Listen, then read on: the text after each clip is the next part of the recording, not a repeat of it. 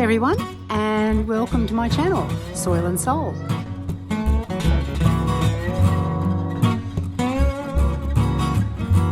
So if you're new here, my name is Leslie, and today I'm going to be tackling a common backyard challenge, a failing worm farm in need of rescuing.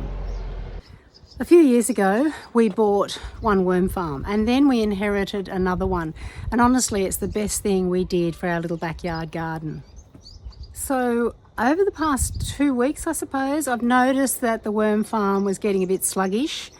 It wasn't producing a lot of worm tea. It wasn't smelly yet, but I wanted to avoid that at all costs. And it was definitely time to intervene and rescue our backyard worm composting champions. And this is how I did it. So first step, I need to get my supplies in order. I need to gather the tools that will help me get this job done quickly and efficiently. Number one, I need a hose. Now, quick mention here about the hose. I don't use the hose to moisten the active worm farm to promote any leachate. It's got too much chlorine in it. But today I need the power of the hose to wash out the lower trays, and then I can rinse them later with a few loads of some tank water.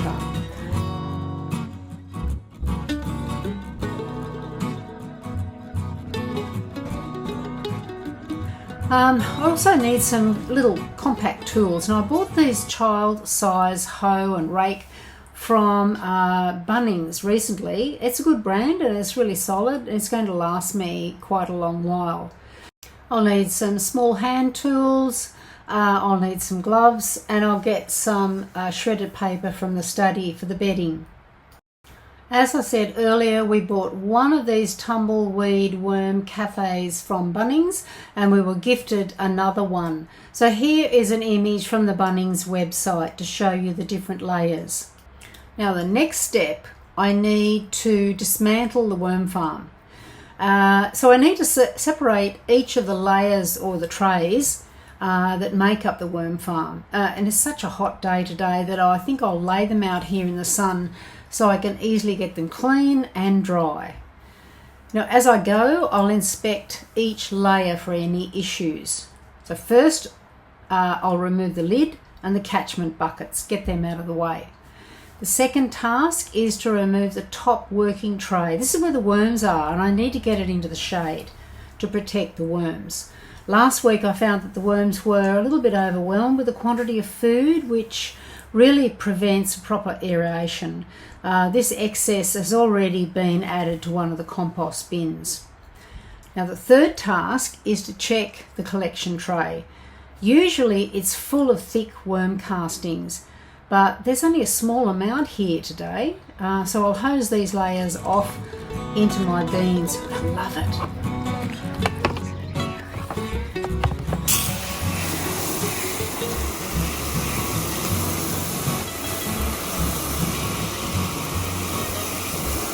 And finally, the bottom tray needs to be removed and hosed out into buckets so I can top up some of my pot plants. Now the next step is the cleanup.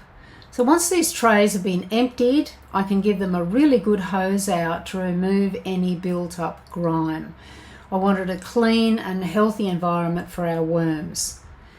So all but the working tray containing the worms have been arranged around the yard in the sun to dry. Now the site where the worm farms sit also needs to be cleaned up and levelled.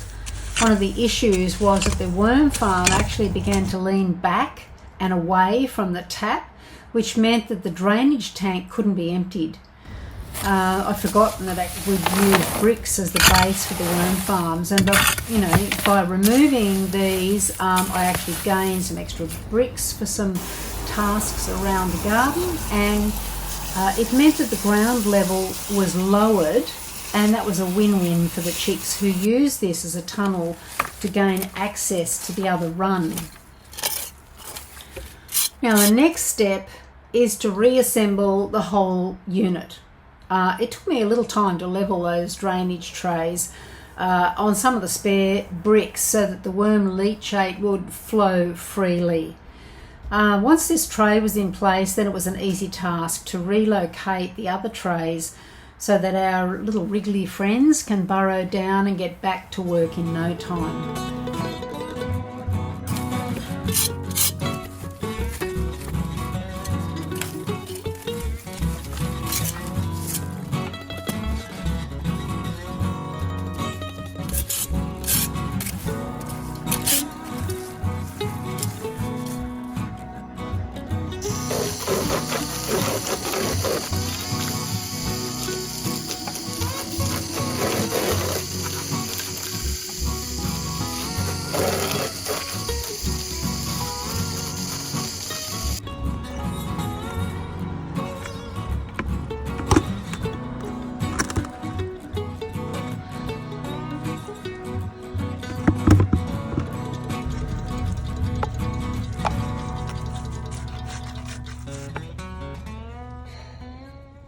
The last job was to add some fresh bedding, which in this case was the shredded paper, and now it's time to welcome our worms back to their revamped home.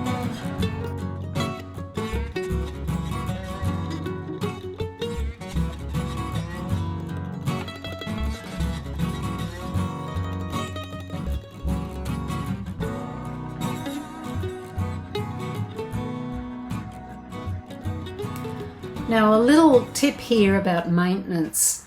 Once you revive your worm farm, you need to reflect on the best maintenance steps possible. So number one, I'd suggest feed the worms small amounts of food scraps regularly, but really make sure that you avoid oily or acidic foods. Number two, keep the bedding in the working tray moist with tank water. Number three, regularly harvest those worm castings to prevent a build-up. And a good rule of the thumb is to check that worm farm weekly and address any issues promptly. So here's the big why. Why do you keep worm farms? Why do you keep a maintained lookout on these worm farms in your backyard? Well, there's 5 benefits to my way of thinking. Number one, healthy worm farms create a nutrient-rich compost. They can transform kitchen scraps and some yard waste into valuable compost, and it's teeming with beneficial microbes and nutrients, which is essential for healthy plant growth in your garden. So this black gold improves soil structure, water retention, and fertility. Number two, a well-maintained worm farm reduces waste. By composting food scraps, which reduces the amount of waste sent to landfills, and it minimises our environmental impact and promotes a more sustainable lifestyle. Number three, worm byproducts are cost-effective fertilisers. So worm castings, which is the worm poop, and worm leachate, which is the water leaching through the worm farm layers, and worm tea, which is the liquid fertiliser brewed from the castings, are all potent natural fertilisers that can save you money on commercial products. They provide a slow release source of nutrients, and they're readily available to plants.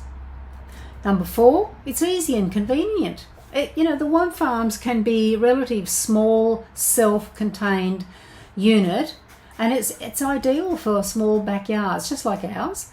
It requires minimal maintenance each week and can be a really fun and educational activity for the whole family.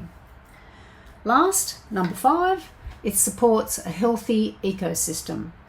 So worms play a crucial role in the breaking down of organic matter and enriching the soil. And by having a worm farm, you're contributing to a healthier backyard ecosystem.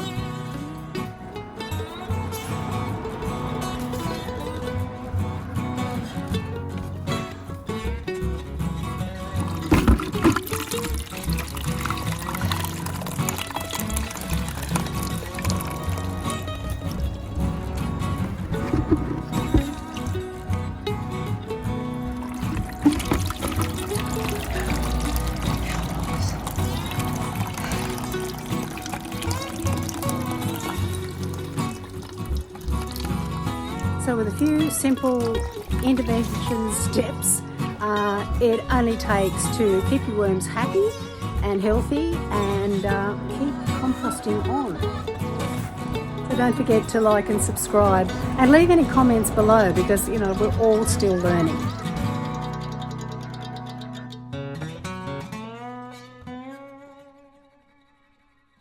So happy composting.